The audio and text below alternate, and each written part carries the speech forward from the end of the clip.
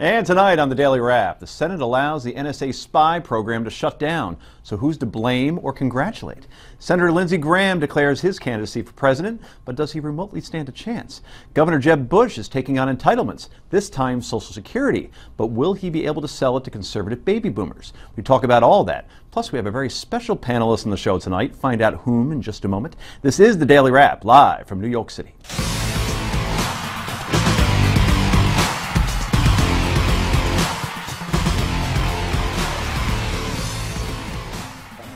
And welcome, everybody. I'm Joe Concha, along with my co-host, Sirius XM radio host, and senior political columnist for Forbes. He is Rick Unger. He is.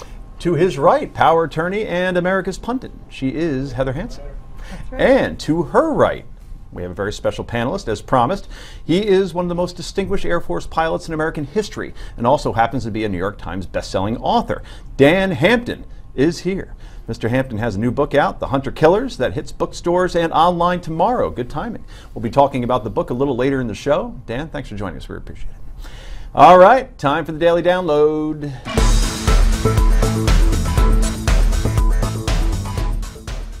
And we begin tonight with the Senate showdown over the NSA's surveillance program. No solution is likely until tomorrow at the earliest. The controversial program that collects phone call records of Americans was allowed to expire last night.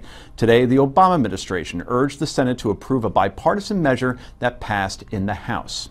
What we have said for weeks now is that the Senate's failure to act introduces unnecessary risk to the country and to our citizens. Now, besides the NSA's ability to collect domestic phone records in bulk, other provisions in the Patriot Act were allowed to expire. That includes the FBI's authority to gather business records in terrorism and espionage investigations, and to more easily eavesdrop on a suspect who discards cell phones to avoid surveillance. Those measures expired because Kentucky Senator and 2016 Republican hopeful Rand Paul blocked all attempts to extend them. We are not collecting the information of spies. We are not collecting the information of terrorists. We are collecting all American citizens' records all of the time. This is what we fought the revolution over. Now, Paul is drawing sharp criticism from both Democrats and fellow Republicans. Mr. Hampton will be weighing on that in a moment, I have a feeling. Arizona's John McCain, no friend of Mr. Paul's, accused the senator of putting his presidential aspirations ahead of national security. McCain called all of this a, quote, fundraising exercise, and he might have a point. On his Twitter account, Paul has been using his stand to raise money for his 2016 campaign. Is the country in danger with the NSA Data Collection program being shut down? We start with you, Mr. Hampton. No, I don't think so. I think you hit it on the head there. This is a fundraising and a political effort on his part. And by the way, the Revolutionary War, I thought, was fought for taxation without representation, not anything to do with this. You know, our phone companies have all the phone records anyway, so what's the big deal? Okay. Right, Heather, where's the victory? If we're still going to be collecting stuff, it's just a matter of where we store it. So Rand Paul's doing a victory lap, but in terms of people's privacy or liberty, it doesn't change the equation. Well, it does to a slight extent, but it's not because of Rand Paul. In fact, he's just gotten in the way. Ultimately, the Freedom Act, which is going to replace the Patriot Act, is going to make the government get a warrant before they go looking through this information. So it does make one extra step. I think that it's completely fair and appropriate. But for Rand Paul to act as though he is the reason for this, all he has done is delay it and give us a couple days where not only the metadata, but the other things you mentioned are not in play. Rick, I'd love to hear what you think about what this does for Rand Paul's presidential aspirations. Help him, hurt him? It's a real problem. I mean, he talk about going all in. You know, he was on the right track, I think, when he began all of this. You know, but what they did in the House was the smart move. This will all change, but it will change very slowly. And the Freedom Act that the House passed is, I mean, it's not particularly significant. You know, they're not going to have trouble getting a warrant to get metadata from the phone companies. Actually, the part that disturbs me more than anything is the section where we are now unable to trace and listen in on people who throw away the burner phones. That's a really big problem potentially. It's only going to be a few days. They're going to work it out. The big problem may be that the Senate may come up with a compromise that's going to have to go back to the House. It would be best if that wasn't necessary. Heather. Yeah, it would really be best if they weren't messing with it too much. But when you talk about those burner phones, those are the lone wolves that we're most concerned about. So I think that's a problem. This has become really an ego thing for Rand Paul. When he's telling his followers to take selfies of themselves watching him, and then saying that some people want me to fail. I mean, this is not about him. This is about a privacy versus a safety issue. It's a bigger debate, and to make it about him, I think will put a lot of people off.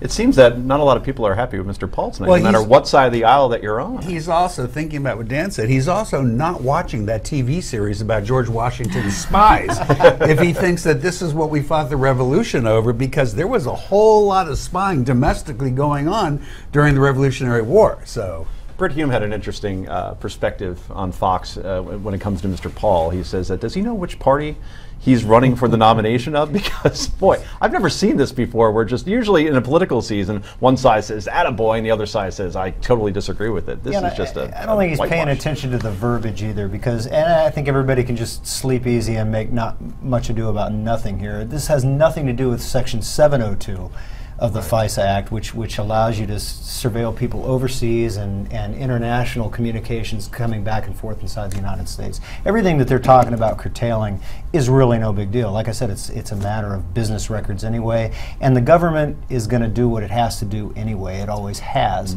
To protect people, so I'd say everybody just relax. that's the other side of it. They're still collecting every piece of data that they need in these few days. The only word coming to mind right now is hyperbole, or symbolism. This is- It's a tug-of-war between those two. Well, remember the clause in the Section 215 that they're talking about, it will not affect investigations that are already started. So how many millions of investigations are they going to go say, hey, it's already started, we can continue? It's much ado about nothing. I'd say forget it. Grandfather law in place here, no question. Well, President Obama has been urging the Senate to pass many of the authorities he campaigned against in 2007. Just take a look. I will provide our intelligence and law enforcement agencies with the tools they need to track and take out the terrorists without undermining our Constitution and our freedom. That means no more illegal wiretapping of American citizens. Okay, so Heather, what's changed? I think he's seen that sometimes these things are necessary. You know, unfortunately, when you come into office and you actually have to do something as opposed to where he came from, you see that some of these things actually do work. I think that he has seen the import. As I said before, it's a balance between privacy and safety. And so you have to look at each situation and determine where that balance is going to fall. And he ultimately fell more on the side of the hawks, which is a little unusual for him. Well, actually, let's be a little bit careful with this, because what he was talking about there is not what the Patriot Act previously authorized them to do. Collecting metadata is not wiretapping, legal or illegal. So it's really not at conflict with each other. Where does this go in terms of the political season 2016? Is this going to be a big issue if it just becomes the Freedom Act, for instance? Because Rand Paul is not going to be the player that he would like to be. If he were to remain a player in all of this, yes, it would be. But he's going to fade out, I think, because of the way he's behaved more quickly than I would have thought he was going to. Don't you think he'd remain a player if people cared about this? I don't No, think that's fair. people Yeah, care they about don't this. care. I You're think right. that people You're right. are torn about Edward Snowden. You know, you've got some people who think he's a hero, and other people think that he's a traitor, and then most people are like, I don't really know, I don't really understand, I want to be safe, but I want to have my privacy and let other people figure it out, and I don't think it's going to be a major issue. People are worried about the economy, they're worried about national security in that they don't Doesn't want this ISIS play into here. national security? Not to the same degree. People want to know that if ISIS comes, what we're going to do about ISIS, what we're going to do about Iraq, but not so much what we're going to do about the minutia of Section 215. I have your next man on the street idea. Uh-oh. It just hit me, What literally. would it be? Go out into Bryant Park or some park here in New York and ask if people are for the Freedom Act, and then ask them if they're for the Patriot Act. You're a very prescient guy. That's why you get the big bucks. That's exactly what we were going to do today. But it rained. It rained? And Really? there's no Nobody men to out be there. men out in the street for, you know? There's nobody out there to ask those The, questions the equipment isn't waterproof. That's right. And the people, equipment there's- isn't right, waterproof. That's So. true. No question. Last word. Well, you know, you give away more information when you fill out a loan application in a bank or Obama's Affordable Care Act fiasco. You give away more there. People give away stuff on social media that I would never talk about. So what's the big deal? Well, we've talked about that before, actually, where no one's having phone calls anyway. I know your daughter's here tonight. She probably texts a heck of a lot more than she's making phone calls, and everything's shared on Facebook and Twitter anyway. Well, I intercept all of those anyway. You do? Is that a violation of privacy? I was going to say, I think that's a violation. It's a violation. Depends on their point of view now, doesn't it? If she's in the studio with us, if you need a good lawyer, I can give you that. And we got to go. DIFUS online too, by the way. Anyway, Jeb Bush wants to push back the retirement age. How? Stay there.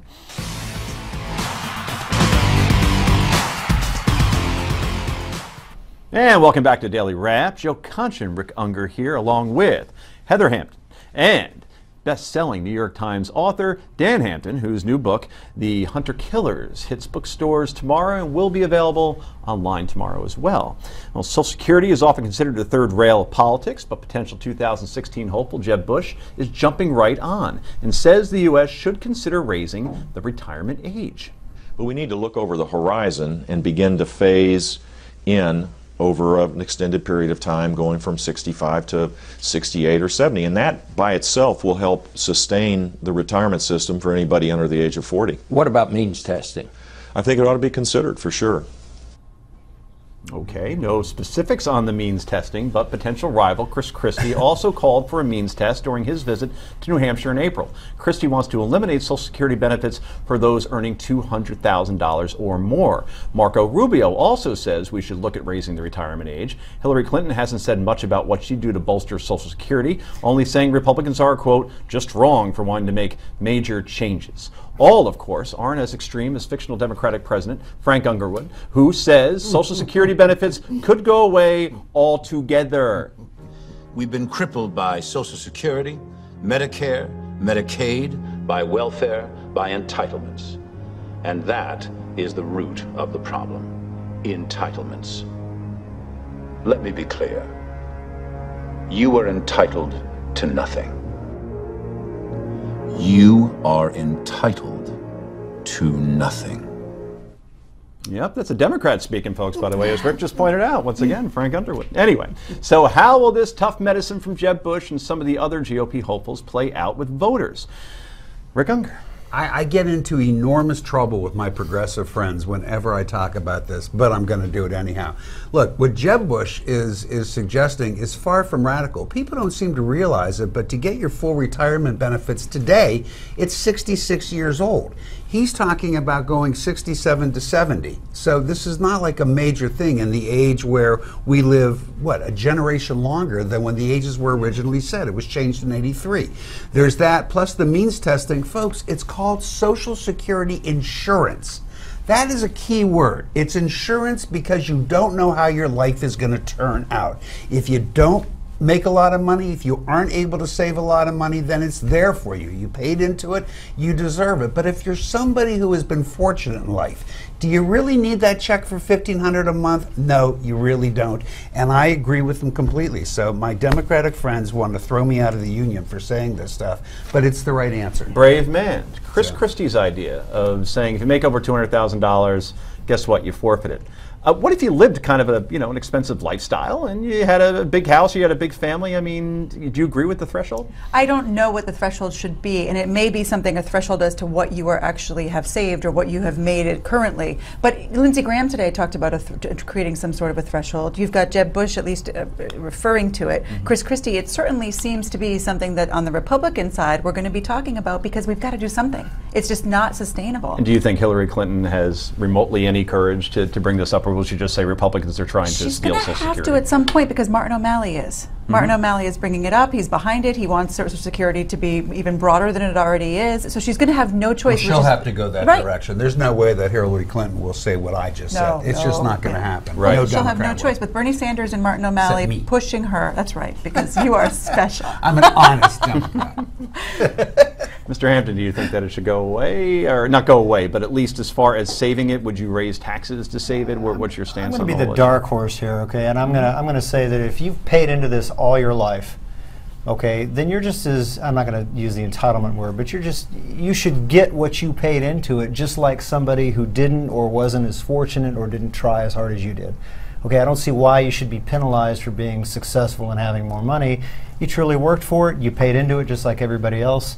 X% of my income is the same hurt locker, if you will, as X% of somebody else's income. So why shouldn't I get it back no matter how much I make? It's an insurance policy. It is. You have a home. You no doubt have fire insurance on your home. You don't root for the house to burn down so you can get a return on your premiums. Like you said, it's insurance. You don't know how your life is going to turn Exactly. out. So why are you rolling the dice here? And I don't think it's fair to do that to people who have paid into this all their life. Well, but if their life works out well, Yeah. and they don't need it, why not save it for people? that What do? is that? Where is that It's point? it's like the that's a fair the question, point. and Where is I that point? I don't know what the right answer is. I don't either. But it's the same thing with the insurance. When you pay into your health insurance or your fire insurance, whatever, it creates a pool, and it's healthier for that pool to be there. It's healthier if my house doesn't burn down. I don't want it to burn down just so I can get a return on that. Should be the same with Social Security. Well, and you'd like to think that people who have that kind of money would say, I don't want it, or somehow But give it back to the we system, won't. but that just doesn't No, it happen. doesn't happen. No, that never happens. Because for that exact point, that you've been paying into something that is Right. money that you've been paying into, Right. people feel entitled to it. the return. The average age, I think Rick said it was 93, right? This was It was changed in 83. 83. Yeah. Okay. Since that time, Right. it used to be something like 72. It's over 80 now. So it only makes sense that Yeah, people work a it's- little bit longer. Do you Absolutely. think we're such a selfish country that we would say, no, I'm 65, I'm out, that's it, There's and I'm going to always- vote against anybody who tells me I have to work I longer? think people I don't want to think so. work. I do too. I People think do they want want to. to I work. think that's And to right. go back to the initial question is, one way to do it might be offer an opt-out option where, hey, if I make so much money I don't need this, then give me something for it. Give me a tax break That's right. in return that's for right. It's not a bad me idea. foregoing my Social Security check or something, right? Yeah, it's And a then great there's question. also the question of people who do very hard physical labor. It makes sense to take a look at their situation, and maybe it's a little different. Well, and I think that's the question we're coming down to is how do you decide? Right. You know, and Chris Christie's number, that 200,000, seems kind of arbitrary little and low, not really. right. I think if you declare that you're going to live at the Villages, you forfeited immediately. That is the end of it. That there you or go. Del That's Boca gonna be the Vista, point. either one of those two retirement done. communities, Del then Boca it's Vista. over. No Social Security for you. Agreed, indeed. Anyway, coming up, another Republican contender tosses his hat into the ring for 2016. It's a daily occurrence. And Carly Fiorina warns the United States is in grave danger over something former Secretary of State Hillary Clinton did in office. What's she talking about? We'll tell you next. Don't go anywhere.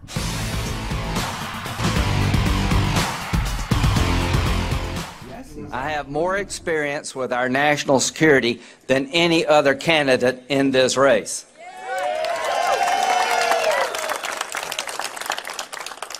That includes you, Hillary. Welcome back to the Wrap. South Carolina Senator Lindsey Graham making it official today, announcing his candidacy for president. And he took aim at what he called the failures of the Obama-Clinton foreign policy.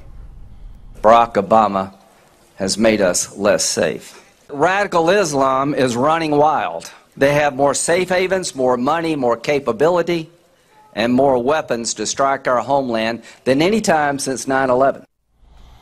Okay, I have a different kind of question for you, Ms. Hansen. We haven't elected a bachelor president since 1885, and Lindsey Graham is a bachelor. I don't know if too many people know that. Will Right. that already make his chances impossible? You don't have like a first lady or potential first lady to trot out there, or family for that matter? Nobody's even going to get there, Joe. I Right. mean, there's too many other things that are standing in his way. And when I watched him today, and I just sort of got the sense that he was just having fun. You know, I don't know how seriously, I think he takes it seriously. I mean, he has served our country in many ways. He's in the Air Force Reserves, I think, served as a lawyer for the Air Force. He has served our Dan country doesn't in want to take number. responsibility for it. He's not interested. In any event, I just don't think, I think he knows he's not going to win, and he's looking to change the conversation. And I think he will do that. Is he running for vice president is the obvious question here. I know you don't care, but at least let the audience care. Why is he running? Who was that was announcing today? That was a Lindsey Graham. Oh, He's I've heard a of him. Senator from You South know what? Carolina. My sources are telling me he won't even win in South Carolina. He is simply just trying to have some influence while he can. He won't last throughout this year. So it's simply an exercise to get attention? Yeah, it's ego. Okay. It's ego. I mean, it's silly. Will he drop out before South Carolina, or at least he'll give it a run? No, he'll stay there? in through South Carolina. He will. Okay. Unless it's going to be an embarrassing loss, seriously. Right. If it's going to be an embarrassing loss, he'll drop out before it. You seem overly impressed by Mr. Graham. I'm not really impressed by most of them, to tell you the truth. And I don't want to speak for my fellow Americans. I'll just speak for me. I'm tired of the polarization. I'm tired of divisiveness. I'm tired of guys who are diehard Republicans and diehard Democrats. I want somebody that's going to go, you know what, we're going to go with what works for all of you, regardless of who thought of it, regardless of all of that. We're going to go with what works. And I think people in America are weary of all of that. And I see this guy, and I don't know him, I may be wrong, but I see this guy as a typical ultra-right wing Republican. Right? Is there any horse out there that at least catches your eye, or a potential horse that catches your eye? I have liked what I've heard out of Marco Rubio, some of it, okay, and I don't know how much is real and how much is Memorex right now. Right. I'm hoping I'll see some of that. I wasn't impressed with Ted Cruz. He's way too far out there for me. I don't like extremists. Extremists have been trying to kill me for 20 years, literally. So I don't favor them. I like somebody who's in the middle, who knows how to compromise. It's not the same as being weak and indecisive. Okay, it's what Barack Obama tried to do and failed miserably at, right? But somebody who knows, hey, this is a democracy, sort of, and we have to at least work together to make it work. Something you should keep an eye on, considering your criteria, is the governor of Ohio. Who was as a congressman, helped write the balanced budget amendment with the Clintons, all right, and has been a two-term Ohio governor, one with 62% of the vote, and is known to be somebody who can work with both sides. I would keep an eye on a John Kasich, and then we'll exchange some emails. Maybe in a week you say, yeah, I read about this guy. Maybe I'm behind a little bit more. I've heard of him, and Scott Walker too, and others, and it's still so early in this. You haven't really seen what these guys are really going to do under some more pressure. I can tell you about Scott Walker. Can we'll you? talk later. Interesting. Mr. Graham, getting back to him for a moment, Heather, said that he'd be willing to raise taxes if it meant saving Social Security. Right. Isn't that kind of a death knell? Didn't we learn from the George H.W. Bush presidency that if a Republican raises taxes, that isn't very popular within one's party? Well, and that's why you think that he's not really running for real. It's and I don't think it's ego either. I mean, he has served our country. He has served in his current role for many years, and he's a man of his beliefs. And I think when he says that, he's again trying to focus the conversation, and I think he will do that. Well, Graham isn't the only one going after Hillary Clinton, as he did in those sound bites we played for you earlier. Former governor of Maryland, Martin O'Malley, also announced he's jumping in to the 2016 race. The presidency is not a crown to be passed back and forth by you between two royal families. It is a sacred trust to be earned from the American people.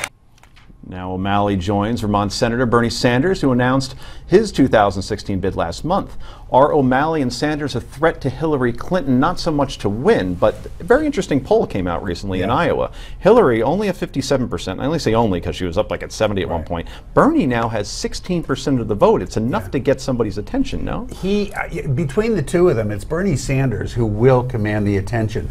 Not because of his politics or his stances, which are not likely to be that popular with the American public, but him. He is the politician you described. He's honest. You may not agree with him, but he's a straight-up guy. People like him, and he's the one that will get the attention. Last word, Heather. I think he's awfully far to the left. He is. He is. That's what I say. Not because of his stance. Socialists tend to be awfully far to the left. That's what we've heard.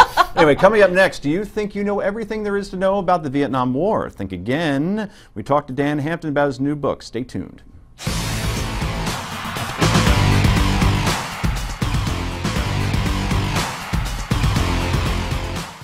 Hillary Clinton has demonstrated over and over again that she is not transparent. Her leadership as Secretary of State has placed us in grave danger around the world. So I quote A Few Good Men, where Tom Cruise says to Jack Nicholson, "Are we in danger?"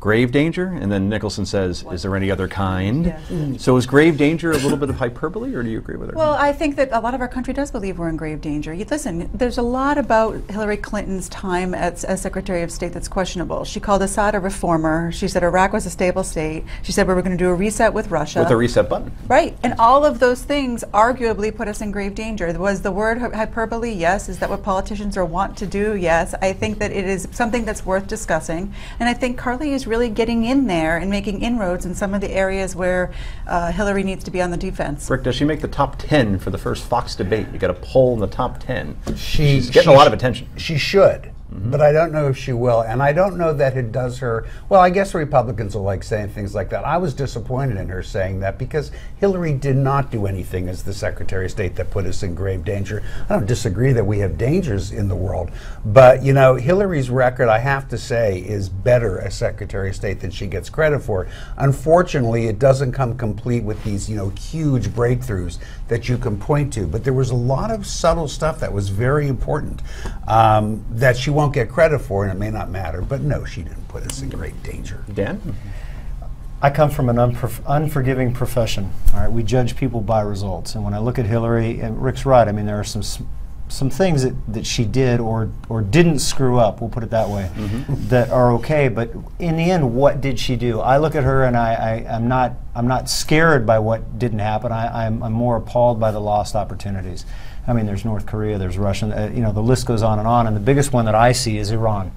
You know, that was a huge opportunity that's been wasted by she and the president, and we're not going to get it back. Well, hopefully that's not a future war. We could talk about a past war, however, which was the Vietnam War. And now let's talk about the new book from our special guest. He is retired Air Force Lieutenant Colonel Dan Hampton. His book is called The Hunter Killers, the extraordinary story of the first wild weasels, the band of maverick aviators who flew the most dangerous missions of the Vietnam War. This book is all about a covert program that most people haven't heard about before. Dan, tell us all about it. These guys are my heroes. Okay, and it was my privilege when I was writing and researching this book to get to know the ones that are still alive, and they had a horrible casualty rate because they were the first guys that were sent out to go fight the brand new Russian-made weapon that was shooting down airplanes, which was surface-to-air missiles. These are things the size of telephone poles that go 3 times the speed of sound with 400-pound warheads on the end of it, and they're guided by radars. And nobody had fought them before. And so the military and the government came up with this idea, well, we're going to find some people that are crazy enough. So they went to fighter pilots to say, you know, we want you to go out and we find these things and kill them. And they said, well, how do we do that? And they said, well, we don't know, but go do it. So the pilots got together with electronic warfare officers, even crazier guys that sat in the back seat and worked all the equipment, and they went out and they would purposely get shot at by these things, and if they survived, then they would locate them and they would go kill them so that they didn't shoot down other airplanes. It's a crazy job, and I'm actually the great-grandson of the Wild Weasel program because I did it in the Gulf Wars, and everything that I did was built on what these guys do, so this book has some particular importance for me. So the only way they could locate us, Sam, would be to actually get in the area, be shot at, and then you see them? Yeah, well, that's half right. You have to get close enough for them to turn their radars on and look at you, and once the radars are up, then there's equipment on the airplane that could find the radars, maybe. Wow. If they shoot, then maybe you can see the missiles. So there's a lot of maybes in there. How's it done today? Actually, believe it or not, pretty much the same. I mean, we have, despite the billions of dollars spent on space and other cool things, and we use them all, in a lot of cases it still comes down to guys being stupid enough, not stupid, crazy enough to go and get shot at and find these things. We have maybe 10 or 15 different systems to deal with. These guys only had one, but still it was brand new at the time. Did anything surprise you as you interviewed some of the veterans who were involved in this program? I was surprised, I shouldn't have been, but I was surprised again at how little information the government sent them out there with, which shouldn't have surprised me after 2 wars myself. And I was not surprised but impressed by the fact that these guys kept going back for more, right? Yeah. Yeah. Was there any pushback from the Pentagon as you tried to get your hands on some of the documents related to this top secret program? Oh, there's always pushback from the Pentagon, but you know, I'm a civilian now, so I just went around them. Do you use freedom of information requests? Is that how you get it? Some of that. Some of it I went straight to the horse's mouth. Right. Yeah, the people, and some of it I went to the company that originally made the stuff. They're not the same company anymore, but I found a lot of people that were willing to talk because they wanted people to know, hey, regardless of what you think about the Vietnam War, these are the guys that went and did this, and this is why. And it's something that I think as Americans we can all be proud of.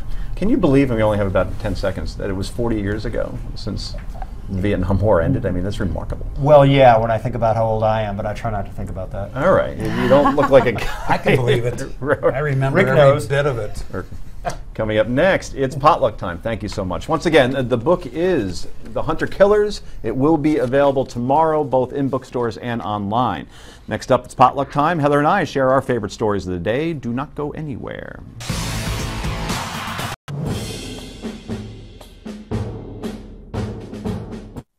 Fascinating. The old music is back. Welcome back to Daily Wrap. It's potluck time. Part of the show, we go around the table, share our favorite stories of the day. If you are wearing Miami Dolphins teal, Teal. you get to go first. I'm the only one in identified teal, that so it correctly. must Well be done. me. I guess so. So I am not going to ask you guys this question because I don't want to embarrass you, but I've heard that some men and women will lie to get people of the opposite sex to join them in the bedroom. And it happens sometimes. Maybe they lie about being a fighter pilot, or they lie about being a millionaire, or they lie about being a lawyer. Can I interrupt you for a second? I had a friend, I swear, that existed in college, and he used to tell girls that he was the backup goalie for the Boston Bruins.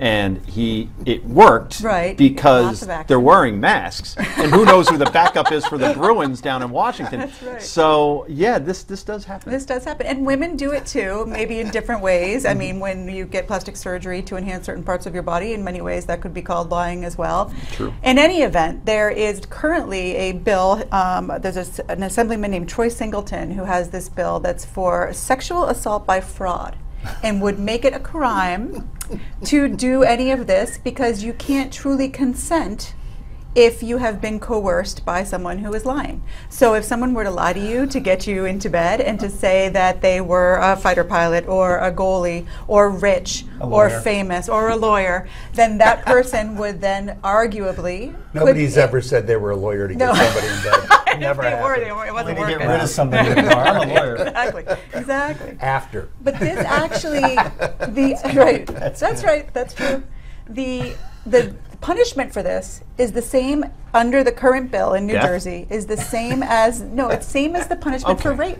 Okay. It's 10 Really? to 20 years. I mean, it is, to my mind, a ridiculous law. Okay. It is, and the thing that's interesting about it is the woman who was the inspiration for this met a man. He lied and said he was a British secret agent, and asked her to give him $5,000 to get her security clearance, which she did. And he was then brought up on charges for actually stealing her money. But they tried to get a grand jury to also indict on this sexual assault by coercion, and the grand jury said no way. So this is just yet another example. And we could get into a deeper conversation because all these arguments on college campuses about consent and what it takes to consent, and this is what the argument really is, that you can't consent if someone is misleading you. May I cross-reference or cross-examine you? Sure. How does one prove that somebody was lied to? In other words, would you have to record a conversation, for instance? No, with it your would be phone? up to a jury to decide. And He said, she said? And arguably, how many times have people said "I love you" in order to? That's exactly what right. I was going to say. Right. You know, I mean, it really just opens a door. Listen, I know that it's upsetting, and I know that it's frustrating when you've been mishandled this way. But to open up the door that every time somebody lies, and who's to say it's a lie, and maybe you felt that way at the time, and should you have done more due diligence to find out if the person truly was a British secret agent? What's the politician's name? Troy Singleton. He sounds like somebody who should be on The Simpsons. Well, listen, I think You're thinking of Troy McClure. Yes, exactly. Yeah. I think it's well intentioned. The woman who is as I said, the sort of the inspiration behind this is terribly upset and says that it's immoral and should be illegal. And there are some who agree. In 5 states, there are similar laws. So it's not as if this is unheard of. You've got Montana, Tennessee, Alabama, California, and Colorado, where they have laws against. Wait. California? Have they ever heard of a film producer?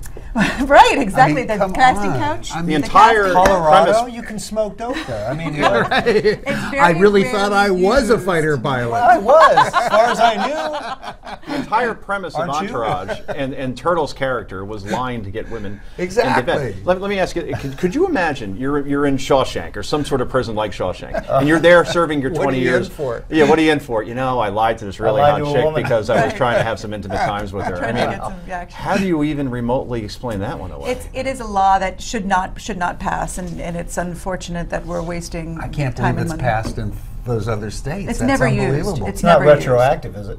No. Bill Clinton would be in a lot of trouble. Oh, boy. Okay. Wow.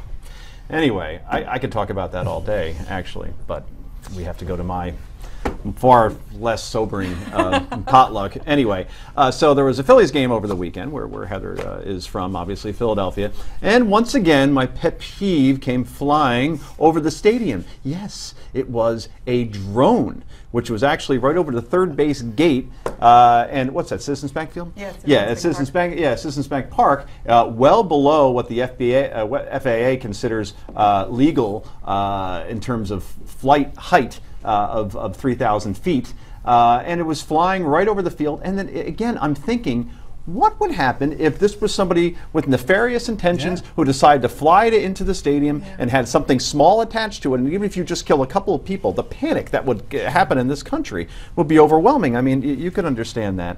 And what happened? They found the guy who was flying it. They don't even press charges. They gave him the drone back. And he doesn't even have a license to. Licenses aren't even needed to fly these things. It's incredible, Mr. Hampton. You fly. It's Can you believe it? ridiculous. I mean, you know, I get asked the drone question all the time, and drones have a place, at least in the combat environment. But this kind of thing, you're exactly right. I mean, somebody's going to get hurt. Yep. So where does it stop? Somebody actually got killed in Brooklyn a couple of years ago. Actually hit him in the head and killed him. Anyway, yay or nay's next.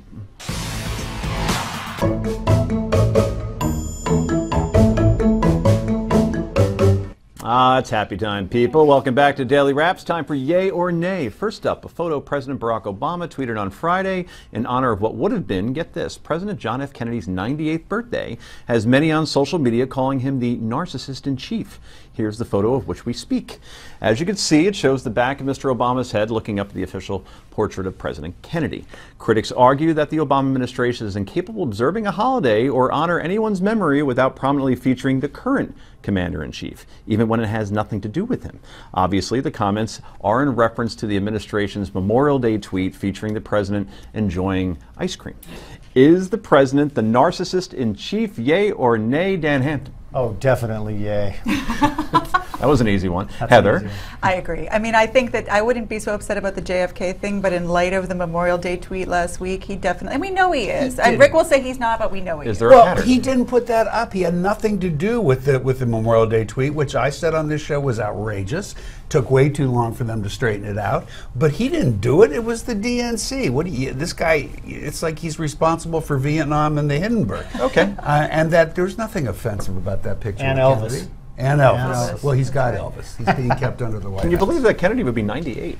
Isn't that amazing? Right, and we had Robert Kennedy Jr. here, right, he was today, here today, just yeah. in studio. Anyway, first, Senator Minority Leader Harry Reid seriously injured himself while exercising at home while on a treadmill. Who hasn't done that? And now we hear that 71-year-old Secretary of State John Kerry broke his leg Sunday when his bike hit a curb in Geneva. He returned to the United States today and is said to be in good spirits. Here is some exclusive footage of the Secretary of State. I am the last gladiator in the new Rome. I go into the arena and I compete against destruction and I win. And next week I go out there and I do it again. Wow, Geneva's changed since the last time I was there. It's remarkable, very, very dusty. Very dry. Anyway, talk radio giant Rush Limbaugh spoke about the incident today, saying that someone of Kerry's more advanced age and position riding a bike is just embarrassing. What? Yes, this is what Rush said. Do you know how old John Kerry is? He's 71 years old. Now, would somebody tell me something? What is a 70-year-old man, Secretary of State, doing riding a bicycle? This is embarrassing, Rush said. I know, Rick. With Mr. Kerry sidelined, the fate of the free world will now rest in the hands of Marie Harf, who will fill in for him while he's sidelined. She's already planning an Ayatollah absolute icebreaker with Alpha Phi and Sigma Chi for later this month. Should Democrats just avoid exercise altogether, Dan Hampton? You know, I got to take what Rush says with a grain of salt. You know, if you can do it, you can do it. But then I look at these two guys and I think these are the ones that are making our laws and responsible for things. Enough said. Yeah, they're young people getting into bike accidents all the time. Yeah, I mean, Rush Limbaugh could stand to get in a bike, right? So I think that it depends on the person, and Kerry should have been a little more careful. Exercise advice from Rush Limbaugh, not a good idea. You know what? I'm not quite the secretary's age, but I'm getting close, and I ride 100-some miles a week. So you know what? Get off your fat you-know-what, Rush, Wow. and get on a bike yourself. Maybe you'll live more than another 6 months. It should be known that 49 is nowhere near the age of 71, but Rick is being generous. Anyway, action thriller San Andreas bought in $50.2 million this weekend at the box office, making Dwayne, formerly The Rock, Johnson's biggest debut as a leading man. This, according to The Hollywood Reporter. Is The Rock now Hollywood's biggest star? We'll ask Mr. Hollywood himself, Rick Unger, yay or nay? He's not the biggest star, but he's doing really well. Absolutely. Yeah. Who would you say is the biggest star? Ooh. See, that's the thing. I couldn't think of Actually, anything. I think right now it's Robert Downey Jr. You may be right with the whole, well, okay. I think The Rock's coming up close. He's really, especially when it comes to action films, he's really going to get Dan, there. you have a body similar to The Rock. Do you Oh, think that he's the big man on campus? Dan The I Rock. like The Rock because he's not a pretty boy. You know, he actually is somebody that, you know, acts like a man. Played Did you football see like Get Shorty? Yeah, well, okay. You know what I'm saying. I mean, he doesn't look like the kind of guy who's going to fall apart if his makeup isn't on. Right? Nope. He played football at the University of Miami, actually. Right. Finally tonight, quickly, a photo we're about to show you has been making the rounds on Reddit. And now it has a few folks, especially women, up in arms. As you can see, that is a man proposing to his girlfriend at a wedding, right in front of the newlywed couple. The guy even has the audacity to put his half-finished Corona on the table right next to the bride. Number one rule at a wedding is to never upstage the bride. Is this possibly the worst offensive you can pull at a wedding? Dan, quickly. No, and I'd say everybody get a life. Let Heather. them do what they want. Agree. Yeah. Agree. I think just the teal shirt, no offense, is something you don't wear to a wedding. J.D. Hayworth, Newsmax Prime, that's next.